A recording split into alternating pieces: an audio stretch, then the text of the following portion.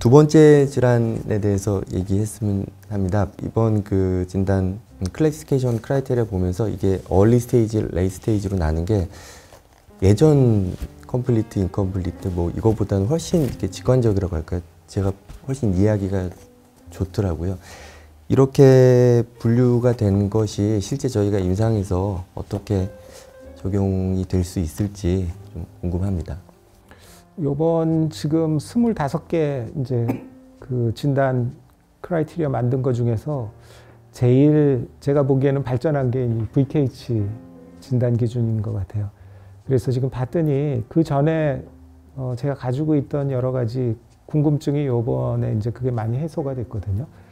그래서 뭐 많이들 환자분들 보셨으니까 지금 경험을 하셨겠지만 저 같은 경우도 이제 VKH 지금 환자가 아주 초기 환자가 오는 경우들이 요새 옛날보다 많아졌어요. 그러니까 예를 들어서 지금 SRF가 전혀 없는 상태로 그냥 이제 막 생긴 VKH 환자들이 왔는데 그게 그 전 진단 기준으로는 이게 VKH라고 할 수가 없어서 그 많은 이제 딜레마가 있었고 또 하나는 요새 백내장 수술들을 그렇게 많이들 하는데 지금 VKH가 생겼는데 이 사람이 그 전에 백내장 수술을 받았던 거예요.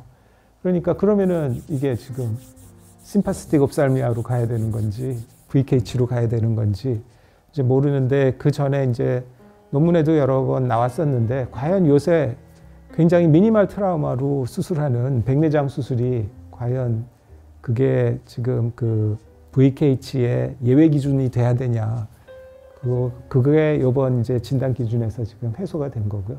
요번에 이제 그 전에 봤던 아주 초기 VKH 환자를 요번 진단 기준에 대입을 해보니까 그게 이제 VKH로 다 진단 초기로 지금 되더라고요. 그래서 이게 어느 정도 이제 많이 발전이 됐구나 그런 생각을 했고 사실 뭐 저만이 아니고 다른 사람들이 얘기했던 거라서 그래서 그런 거는 지금 요번에 많이 이제 개선이 됐고 다른 질환들도 앞으로 이런 게 지금 있지 않을까 지금 생각이 됩니다. 그래서 결국 사람들이 계속 의견을 내고 이거를 발전시켜야 되는 것 같고요.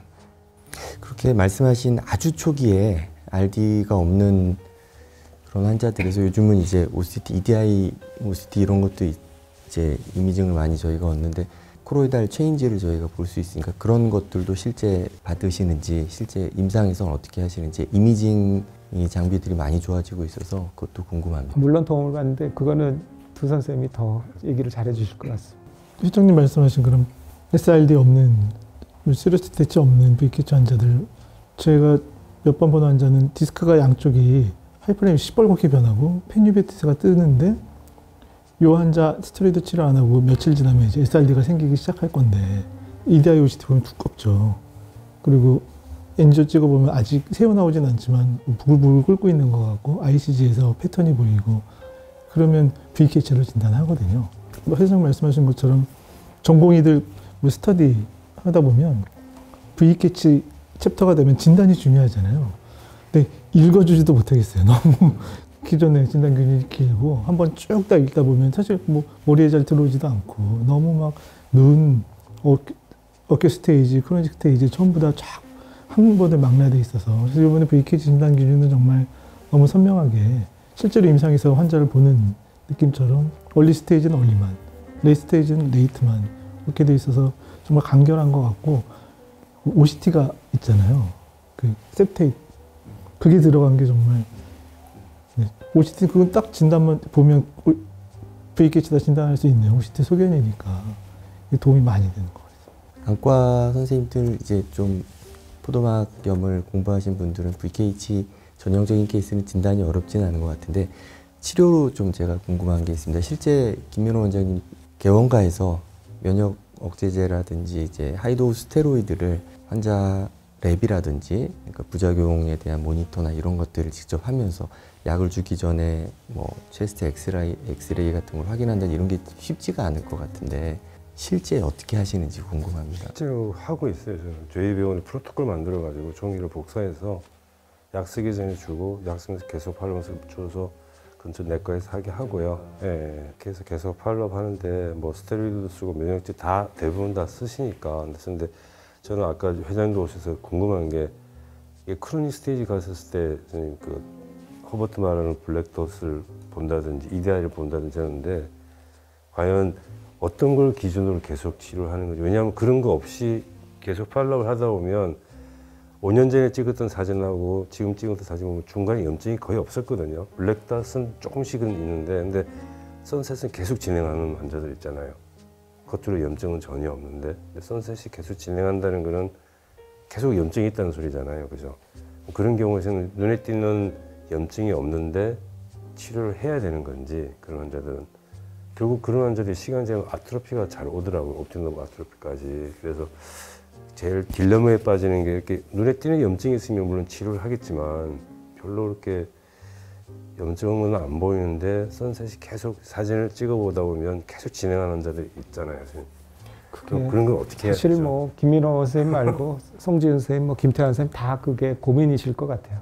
저도 고민이고. 그래서 이제 VKH에서 이제 얘기들 나오는 거가 이제 그게 subclinical activity라고 해서 눈에는 보이지가 않는데 실제로는 진행은 되고 있는 거고. 그래서 이제 뭐 그 전에 얘기가 나왔던 게 결국은 ICG 엔지오그래피가 그래서 팔로우업 할 때 굉장히 중요하고 뭐 닥터 허버트가 얘기한 것처럼 그 다크 스팟, 다크 돗들이 이제 그런 거를 보여준다 그런 얘기들도 지금 많이 나오고 있고 그런데 맞기도 하지만 그렇지만 또 그거에 대해서 여러 가지 반론을 지금 피는 사람들도 많거든요. 그 닥터 허버트는 초기에 치료가 완벽하면 그 스팟들이 이제 생기지 말아야 되고 그게 있다면 초기 치료가 일단 불안전한 거 아니냐 이제 얘기를 하셨고 그래서 그걸 가지고 우리가 팔로우업을 해야 된다고 하는데 사실 그 다크 돗들을 완전히 없애는 게 쉽지 않은 거는 다들 아실 거예요. 그게 우리가 굉장히 초기에 강력하게 치료를 해도 그리고 그게 서브클리니컬 액티비티를 완전히 100% 대변해 주냐 꼭 그런 것 같지도 않고 그래서 우리가 모르는 아직 여러 가지가 지금 있는 것 같고요. 서브클리니컬 액티비티를 생각을 한다면 이제 치료가 들어가긴 해야 되겠죠. 그것도 롱텀으로. 그런데 이제 그런 게 이제 연구가 돼야 되고 그래서 선 클래시피케이션 크라이테리아가 필요한 것 같아요. 우리가 얘기한 것들이 우리뿐만이 아니고 이제 세계 다른 나라에서도 다 같이 궁금증으로 지금 남아 있는데 그걸 연구하고 싶은데 결국은 통일된 용어와 통일된 진단 기준이 없기 때문에 우리가 못한 거였거든요. 근데 요번에 이제 요번 그 VKH 클래시피케이션 크라이테리아가 잘 만들어졌으니까 이제 서로가 소통하고 이제 얘기한 이제 해결점들이 나오지 않을까 좀 싶습니다. 마지막으로 한 가지만 여쭈고 싶습니다. 하이도스 스테로이드가 워낙에 이제 사이드 이펙트도 있다 보니까 뭐 이제 예전에는 하이도스 스테로이드 쓰고 반응이 없거나 하면 이제 아자시오프린이나 사이클로스프린 이렇게 넘어갔는데 이런 면역 억제제를 좀 더 빨리 퍼스트 라인으로 쓰자고 얘기하는 분들이 있는 것 같습니다. 혹시 그런 제가 그런 사람인데요. 네. 말씀 부탁드리겠습니다. 저는 VKH 얼리 스테이지에 면역 억제제 같이 써야 된다고 주장합니다.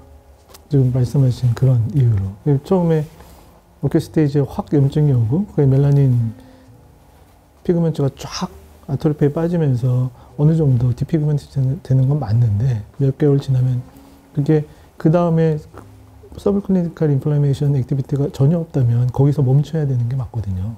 그 다음에 저희가 요새는 울트라와이드 번더 스포터가 있으니까 일반 번더 스포터보다 훨씬 더 그게 선셋 글로우로 진짜 전용 노을처럼 변해가는 게 눈으로 보여서 근데 대부분의 환자가 그래요.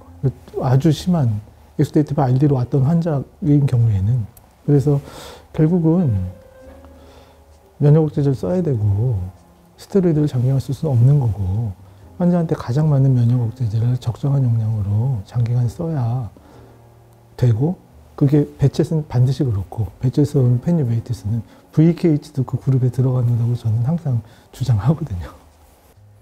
아마 여기 다 쓰실 것 같아요. 네. 김민호 선생님도 쓰고 계시죠? 네, 쓰죠. 한마디. 저는 뭐 VKH뿐만 아니라 요새 말하는 그 포커스 스타디 나와 있는 거는 되게 더 넓어졌잖아요. 옛날에 앱솔루트하고 렐러티브 인디케이션 있었는데 그래서 요새는 스테로이드 쓰면서 줄이면서 저는 바로 시작하거든요. 대부분 유베티스 특히 포스테이드 쪽 인발할 때는 거의 저는 다 쓴다고 보면 될 것 같아요. 뒤쪽에 유베티스 환자들 감량하면서. 네, 감사합니다. 시간이 많이 흘렀네요. 이제 그 치료 쪽으로 넘어가려고 합니다. 그 포커스 이니셔티브에 발표된 그 미국의 면역 조절 치료 가이드라인에 관해서 말씀을 나눠보겠습니다. 독자들이나 시청자분들께서 아주 생소하실 것 같아서 회장님께서 혹시 포커스 이니셔티브에 대해서 좀 설명을 해주실 수 있는지. 그냥 그 쉽게 얘기해서 지금 이 포도막염에 대해서 여러 가지 가이드라인이 지금 나온 것도 없고 그 학회 미국 학회에서 뭐 PPP라고 해서 Preferred Practice Pattern 같은 그런 책자들도 지금 내고 있는데 포도막염 쪽은 지금 그런 게 지금 거의 없다고 지금 보시면 됩니다. 그 이유가 지금 포도막염에 관해서는 지금 아직은 용어, 그 다음에 진단 기준 이런 것들을 이제 표준화를 해야 되는데 그런 게 지금 다른 질환에 비해서 굉장히 복잡하니까 이게 지금 하기가 어려워서 이제 그런 어려움 때문에 이제 그렇기도 했고요. 그래서 이 포커스 이니셔티브라는 게 사실은 그런 이제 학회 차원에서 그런 게 나오기 전에 모임들을 지금 갖고 여러 가지 이제 의견을 한번 조율을 했던 그런 논문이었던 것 같고요. 거기에 이제 좋은 얘기가 나왔는데 거기 특히 이제 치료 얘기가 많이 지금 들어있는 것 같습니다. non-infectious uveitis를 치료할 때 이런 전신 면역 조절 치료를 언제 어느 시점에 이렇게 도입을 하겠다 생각을 하시는지 실제 임상이 어떻게 하시는지 궁금합니다. 워낙에 이 얘기들은 많이 나왔었기 때문에 그냥 뭐 워낙 다들 잘 하실 거예요. 그래서 아마 지금 편하게 그냥 짧게 송지은 선생님 한번 얘기해 주시죠.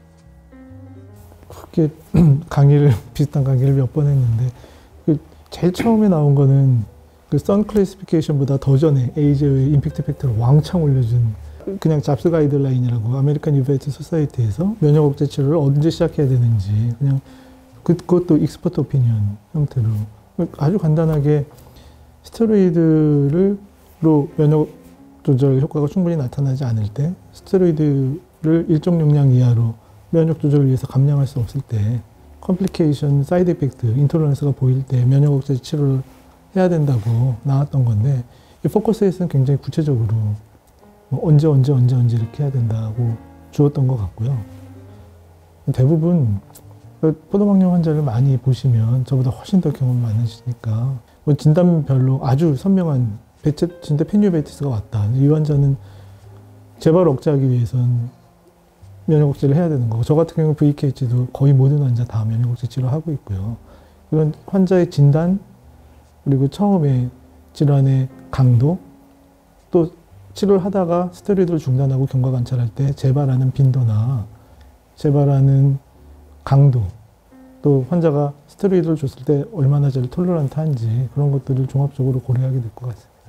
김민호 선생님 혹시 뭐 다른 뭐 색다른 원칙은 다 뭐 다 아실 거니까요. 제가 궁금한 거는 그러면 물론 이제 서브옵티멀 리스폰스 있을 때요. 스테로이드나 과연 이게 만약 인펙션이냐 마스크레이드냐 용량이 부족한 거냐 판단을 할 때 예를 들어서 처음에 스테로이드를 뭐 플러스로 뭐 60 K당 1ml 쓰든 0.5ml 시작을 했는데 얼마 정도 기다렸는데 반응을 안 할 때 그걸 생각을 해야 되는 건지 2주인지 한 달인지 뭐 2달인지 그게 되게 헷갈리더라고요. 치료 원칙은 다 대부분 다 비슷하실 텐데 처음에 스테로이드를 플러스를 때릴 때 얼마 정도를 써서 반응을 안 할 때를 다른 질환을 의심을 해야 될지 먼저 개인 생각을 먼저 그래서 제가 여쭤보고 싶은 게 포도막염 경험들이 많으시니까 뭐 정해진 건 없겠지만 저는 그게 제일 궁금했었거든요. 개인적으로는 어떻게 하세요? 저는 60ml 이렇게 쓸 때는 보통 2주 정도 쓰는데 반응 없으면 저는 다른 질환을 보거든요. 근데 이제 애매한 게 이제 60ml를 안 쓰고 30ml를 썼을 때 2주만을 보는 게 아니라 한두 달은 봐야 될 텐데 얼마 정도까지 이제 봐서 기준을 판단하시는 건지. 송지은 선생님 어떻게 하세요? 전 60ml를 쓰면 저도 한 2주 정도 60ml 썼다는 얘기는 페뉴베이티스가 굉장히 심한 포도막염이라는 얘기라 2주 정도는 쓰거든요. 그러면 반응이 없던 사람이 거의 없었던 것 같은데요. 스테로이드 많이 반응 안 하는 사람도 있잖아요. 근데 그게 인펙션인데 만약 그 이하로 줄을 썼을 때 첫 프라이머리로 60mm 쓰는 경우는 드문데 뭐 20-30mm 썼다. 그리고 만약에 면역제를 쓰는데 이게 되게 애매할 때가 있잖아요, 선생님. 그죠? 반응을 안 하는데 그렇다고 또 딴 질환 의심을 해야 되는 건지, 약을 올려야 되는 건지, 다른 검사를 생각을 해야 되는 건지, 그런 애매한 기준이 있을 때가 제일 조금. 뭐 정해진 건 없지만 저 같은 경우는 예를 들어서 20, 30mg으로 시작한 게 아니고 네. 펄스나 아니면은 케이지당 1mg 이렇게 지금 시작을 했다면 제 생각은 일주 안에 왔을 적에도 반응이 있어야 된다고 생각하거든요. 그런데 사실은 인펙션에서도 처음에는 반응을 하거든요. 네. 그러니까 이제 그거 구별하는 거 이제 신경을 쓰셔야 되고, 근데 진짜 그렇게 썼는데도 반응이 없다 그러면은 이상하다고 봐야죠. 그래서 지금 2주까지 저는 안 기다릴 것 같아요. 그래서 그러면은 다른 이유가 있다고 생각하고 찾기 시작할 것 같고요. 스테로이드를 썼는데 진짜 말씀하신 것처럼 반응이 애매하다. 그게 진짜 어렵긴. 만약 같이 이제 면역제를 같이 쓰는 경우도 있거든요. 처음부터 30ml, 뭐 예를 들어 0.5ml 쓰면서 같이 1주쯤을 쓰는데 잘 반응을 안 하면 그게 제일 헷갈릴 것 같아요. 이걸 약을 올려야 되는 건지. 실제로 인펙션이라고 해도 네. 그리고 튜머라고 해도 아주 강하게 쓸 적에는 어느 정도의 약간의 리스판스는 있거든요. 그래서 그거를 이제 구별하는 게 조금 힘들고, 그런데 지금 저는 최근에 이제 경험한 것 중에서 조금 그 전에 전혀 못 봤던 그런 포도막염을 또 경험을 했는데, 요새 약들이 지금 나오고 있잖아요. 신약들이 지금 나오는데 신약을 지금 쓴 사람들을 치료하니까 얘기한 것처럼 반응이 전혀 없는데, 다 에스컬레이션을 해서 쓰고 그 다음에 약 바꿔서 이뮤노모듈레이션 지금 하고 그 다음에 휴미라까지 쓰고 했는데도 일절 반응이 없더라고요. 그래서 이런 거는 또 처음 봐가지고. 이민 체크포인트 이니비터 그런 것도 예, 말씀하시죠. 맞아요. 그래서 지금 항암제 나온 것 중에 그런 게 완전히 이 면역 반응이 생기는 패스웨이가 마치 다른 것처럼 그렇게 행동을 했고, 결국은 나중에 안 거는 그 항암제라는 걸 알아서 항암제를 바꿨거든요. 그랬더니 쫙 없어지기 시작합니다. 그런 환자들을 만나면 함 교수님께 보내드려야겠습니다. 너무 당황스러울 것 같은데요. 잠깐 언급이 잠깐 되셨었는데 하셨었는데 그렇게 면역 억제 치료가 잘 듣지 않는다 했을 때 그 다음 스텝으로 가시는 것들을 어떻게 하시나요? 아까 도수를 이제 올린다 하셨는데 안과 의사가 환자를 보면서 그런 약들을 이제 쓰는 게 쉽지는 않은 것 같습니다. 어떤 스텝으로 가시는지 궁금합니다. 말씀하신 것처럼 왜 이게 약이 왜 안 듣나 방향을 잡는 게 일단 제일 중요할 것 같은데요. 계속 말씀하시는 게 이제 인펙션이면 우리가 환자한테 해를 입히고 있는 거니까 그거는 2번, 3번 처음에 일단 시작하기 전부터 이건 인펙션은 분명히 아니다는 확신이 있어야 시작을 하는 거고, 아니면 시작을 했는데 반응이 좀 굉장히 이상하다 하면 또 인펙션을 생각해 봐야 되는 거고, 사실 마스커레이드는 정말 찾기 어려운 것 같고요. 이게 아주 진짜 이상한 위어드하게 나타나면 마스커레이드를 생각할 텐데 역시 조심해야 되는 건 인펙션인 것 같고, 이게 인펙션 아닌데 반응이 떨어진다 그러면 처음에 적정 용량을 못 쓴 게 대부분 원인이어서 용량 올릴 것도 생각을 해봐야 될 것 같습니다. 그리고 우리 충분한 용량을 썼는데도 부족하다 그러면 그때 어디셔널 하거나 아니면 스위칭 하거나 생각하는 거라, 이게 정말 non-infectious 맞고 제대로 약을 선택했는데 반응이 부족하다 그러면 초기 치료가 좀 부족했던 게 아닌가 하는 생각을 제일 많이 하거든요. 기억에 남는 그런 마스커레이드 환자들이 있으신가요? 직접 스페시멘을 유리체에서 얻어가지고 극적으로 진단이 바뀌었다거나 경험이 있으시면.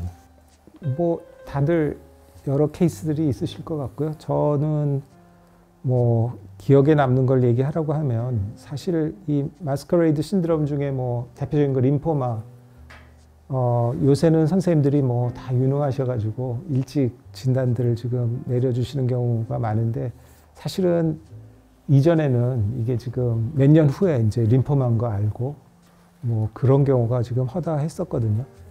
그래서 저도 빨리 진단을 지금 내려드리려고 하는데, 어떤 경우는 지금 얘기 좀 전에 하셨지만 지금 스테로이드를 강하게 쓰면은 쭉 또 좋아지는 거예요. 그래서 좋아지고 그 다음에 또 시간이 되면 또 다시 나빠지고 이런 플럭추에이션이 계속 반복이 되니까 결국은 크로닉 유베티스라고 초반에 지금 생각을 하고 어떤 환자분은 지금 환자분이 원하셔서 그때 레티서트를 지금 썼었어요. 그래서 레티서트는 아시다시피 지금 그 수술로 지금 눈 안에 약을 삽입하는데 약값만 수천만 원 지금 하거든요. 그래서 레티서트를 했는데 뭐 나쁘지는 않지만 레티서트가 지금 그 전에 다른 환자분들한테 했을 적에는 상당히 드라마틱한 효과를 봤는데 이분은 레티서트를 해도 반응이 그렇게 드라마틱하지가 않은 거예요. 그래서 그게 이상하다 지금 생각을 하고 그래서 이제 다시 또 마스커레이드 신드롬 쪽으로 찾기 시작해서 결국 나중에 확인해 보니까 림포마였어요.